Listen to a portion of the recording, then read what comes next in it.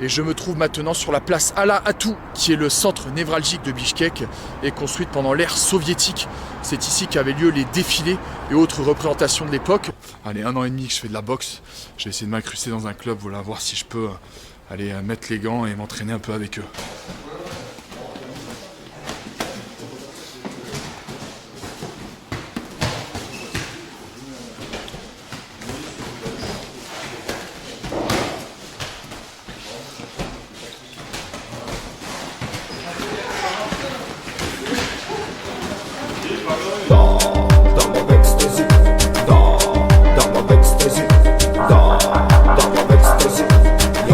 Et c'est encore ici qu'ont lieu tout ce qui est concerts, protestations et défilés, puisqu'il y en a encore. Voilà, donc une architecture très soviétique, avec des grosses dalles, des gros bâtiments, une ambiance quand même assez froide. La statue du héros national Manas, dont je vous parlerai un peu plus tout à l'heure, et drapeau géant du Kyrgyzstan, sans oublier du coup les soldats là-bas qui montent la garde. Et la place Ala Atou qui tient son nom de la chaîne de montagnes Ala Atou et qui nous rappelle que le Kyrgyzstan est un pays de haute altitude. Alors Manas, c'est le héros légendaire du Kyrgyzstan. Son histoire, elle se situe entre le 4e et le 6e siècle. On ne sait pas vraiment s'il a existé. On pense qu'il est plutôt inspiré de plusieurs chefs kirghizes réels. Et on le décrit souvent dans l'histoire comme un héros stratège, unificateur des peuples, invincible et donc mythique. Voilà, il est devenu un symbole national majeur après l'indépendance en 91. Le héros Manas. Et à 200 mètres du coup de Manas se trouve la statue de Lénine, qui était à l'époque du coup sur la place centrale là-bas, juste devant le musée, et qu'ils ont déplacé derrière du coup après l'indépendance en 91.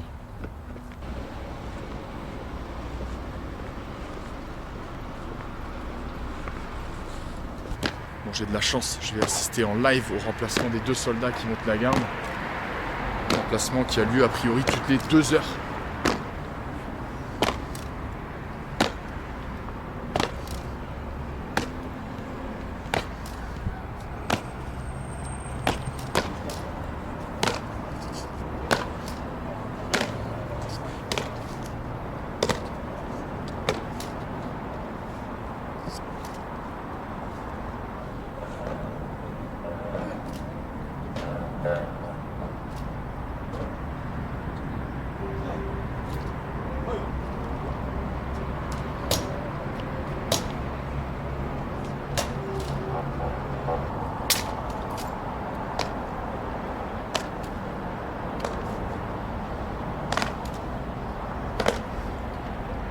Et un autre héros de la nation kirghize, le commandant Ivan Panfilov, qui est un commandant qui a combattu pendant la Seconde Guerre mondiale.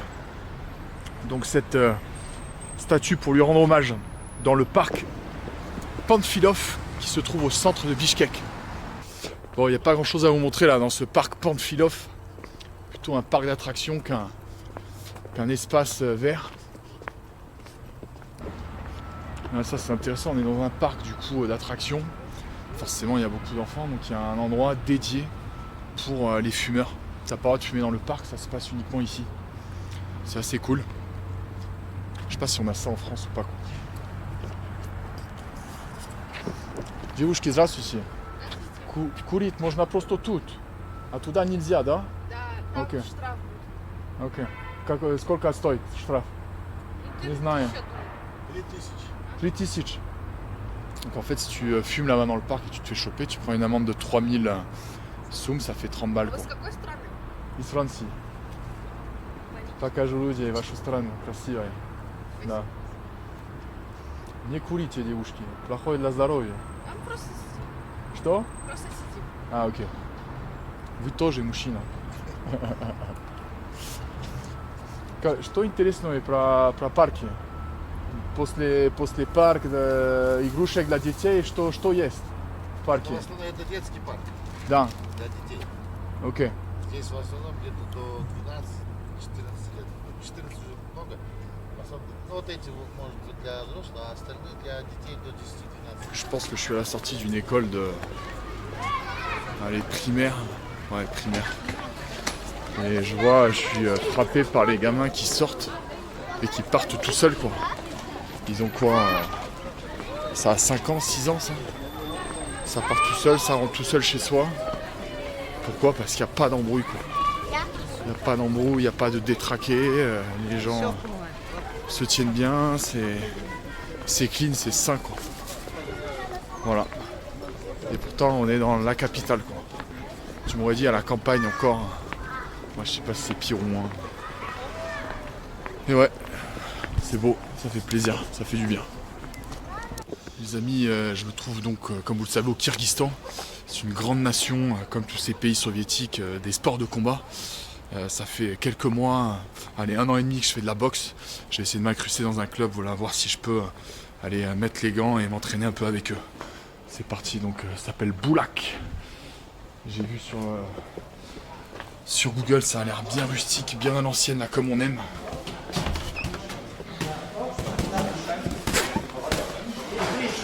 У меня маленький канал на YouTube. Можно снимать, показать людям. Не против? Я знаю, что... Иди сюда.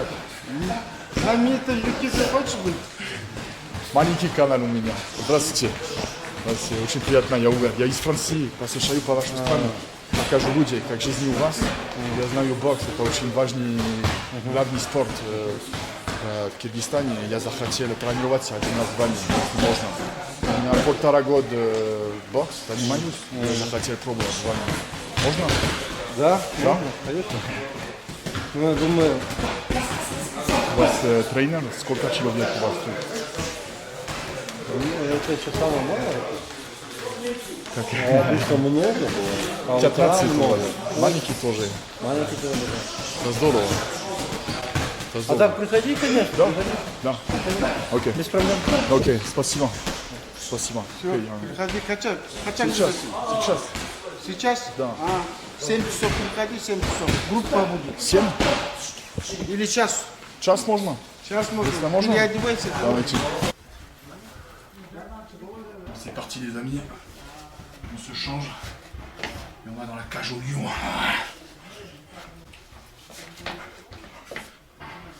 Ça a l'air de bouger pas mal là dans la salle. Là.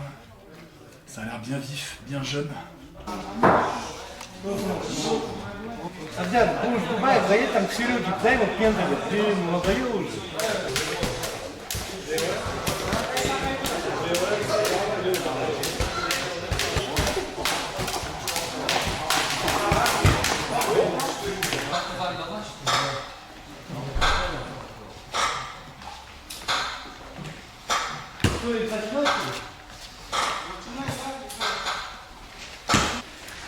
Я тебя свою эту.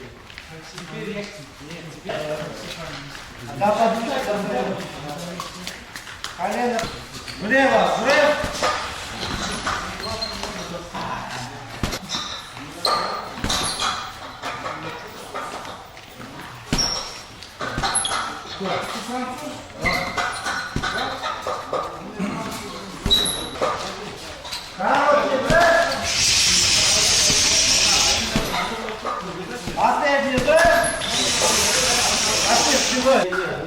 Bon, on vient de finir l'échauffement, la team, j'ai l'impression.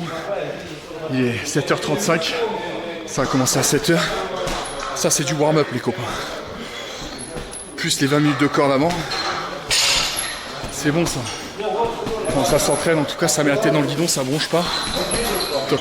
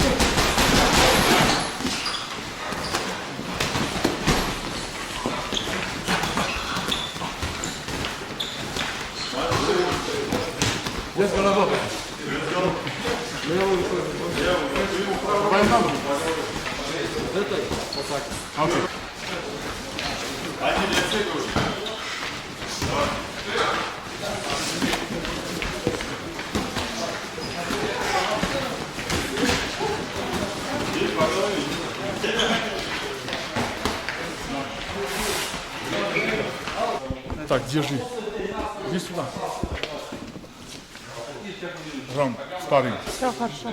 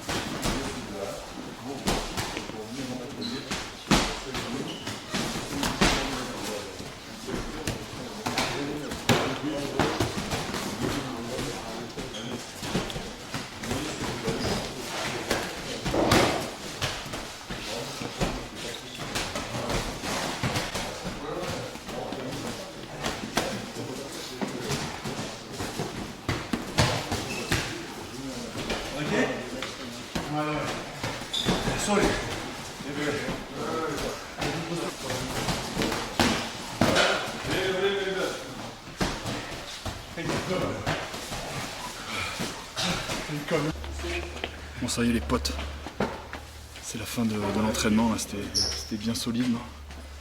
Ça fait du bien. Ils sont ardus, ils sont sérieux, ça parle pas pendant le training. L'entraîneur il est calme, il explique bien, c'est cool. Bon vibe franchement, et puis très bon accueil là, de tout le monde. Même si dans la boxe parfois il y a un côté un peu pudique à être ouvert, à poser des questions, là je me suis senti très accueilli de façon très sympathique et bienveillante là, par tous ou par la plupart. Donc ça fait plaisir.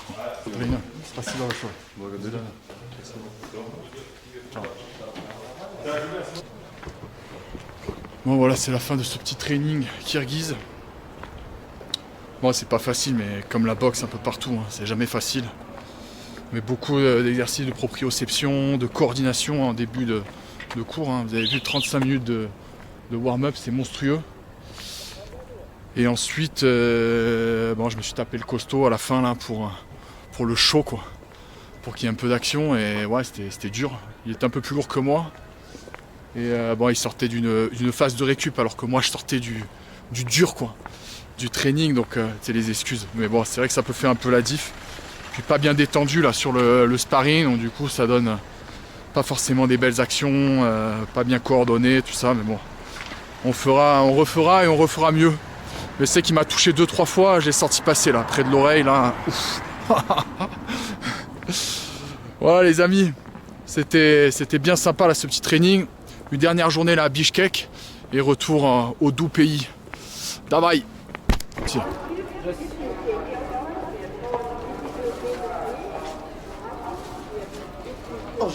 Сколько стоит? Это 6 тысяч 6000. сомов. Можно пробовать? Конечно.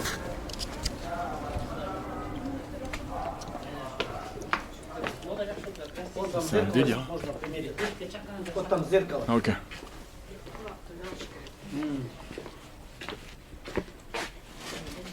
Ждите камеру, пожалуйста. Ирланда. Assalamu alaikum aka. Ирландия была. Бар. Камданцана база. Красота, пойдет. Да, снимается, да. Акча уш алмаш берсең, ескирегин алмаштырып бересиң. Аны деле биз кетне. Деталга, мондай эле. Мондай кошуп берсең, мага бизге. Мондай эле кийсең. Какой живот нет? Это лиса. Lisa. Да. Ça aurait été de la fausse fourrure, je l'aurais fait. Mais là, ouais, la peau de renard, c'est un animal qui n'a pas été mangé, qui a été tué juste pour sa fourrure. Ça me fait mal au bide, quoi. Mais c'était joli, hein. Joli chapeau, joli chapka.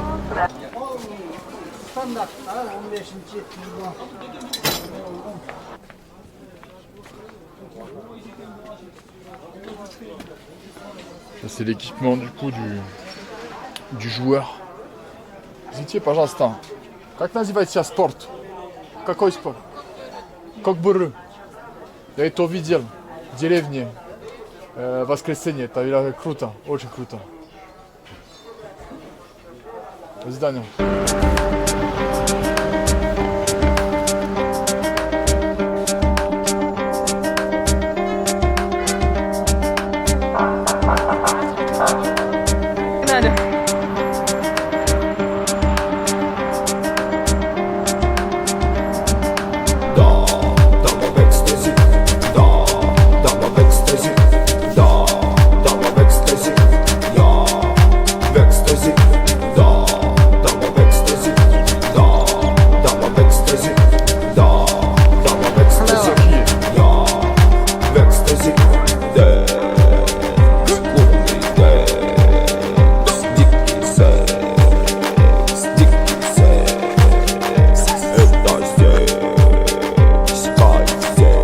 Un petit trou comme ça gratos sur la route, sur une route sans lampadaire. C'est d'un danger ces trucs, c'est fabuleux quoi. C'est un coup à se casser la patte ma parole. Et ces canalisations que vous pourrez apercevoir un petit peu partout dans les pays d'ex-Union soviétique, Ouzbékistan, Kazakhstan et le Kirghizistan où je me trouve actuellement. Ce sont des canalisations qui ont été construites pendant l'ère soviétique, donc années 70-80, et qui permettaient à l'époque de ramener de l'eau chaude dans les bâtiments résidentiels, administratifs, etc. Donc là, en l'occurrence, elle provenait d'une centrale qui se trouve à l'est de Bichkek et qui permettait du coup d'approvisionner toute la ville en eau chaude. Alors pourquoi elles étaient construites hors sol, ces canalisations? Pour plusieurs raisons. La première, c'est que déjà c'était moins coûteux de les faire hors sol que de les enfouir dans le sol. La deuxième, c'est que les sols étaient extrêmement froids l'hiver à l'époque, et puis toujours aujourd'hui d'ailleurs. Donc parfois les canalisations gelaient quand elles étaient enterrées. Et ensuite la troisième, c'est que ça permettait de voir directement où est-ce qu'il y avait un problème en cas de fuite. Tu vois directement d'où vient la fuite. Voilà, donc ce petit vestige là de l'ère soviétique. Prévention là, sur ce coup là, sur ce trou là, il y a un mec qui a mis des branches. Pas mal comme technique.